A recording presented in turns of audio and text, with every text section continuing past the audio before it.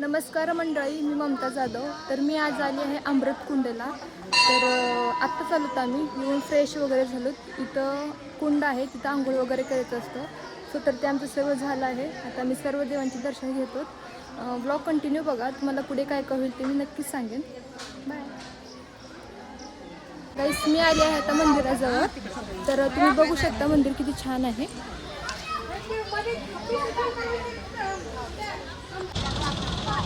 हे बॅग ठेवायला चालली मी आता, कारण की आम्ही मंदिरात चाललो म्हणून नाही मी इथे ठेवू म्हणलं सटकेसाठी. गाईस, तर आता मी आले मंदिरामध्ये. बघू शकता तुम्ही देव किती आहेत.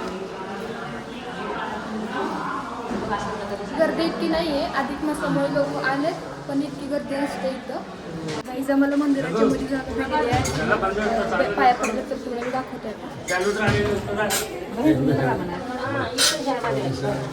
गाईज, आता आमचं सर्व देवांची पाया वगैरे करून झालेला आहे. सत्रात आम्ही फोटो काढणार आहोत. तुम्हाला मी पुढे दाखवते की आम्ही किती फोटो जातो. तर ब्लॉग कंटिन्यू बघा आणि चॅनलला सबस्क्राईब करा. गाईज, तर आमचं दर्शन वगैरे सर्व झालेलं आहे. आता आम्ही चाललोत माळावर.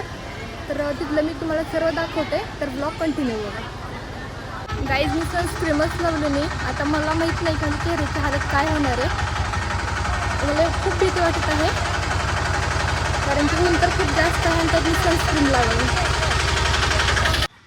गाईस, तर मी आली आहे माळावर. आता तुम्ही बॅकग्राऊंड बघू शकता. आज गुरुवार आहे आणि इथं महाप्रसाद असतो आणि सकाळी आरती असते.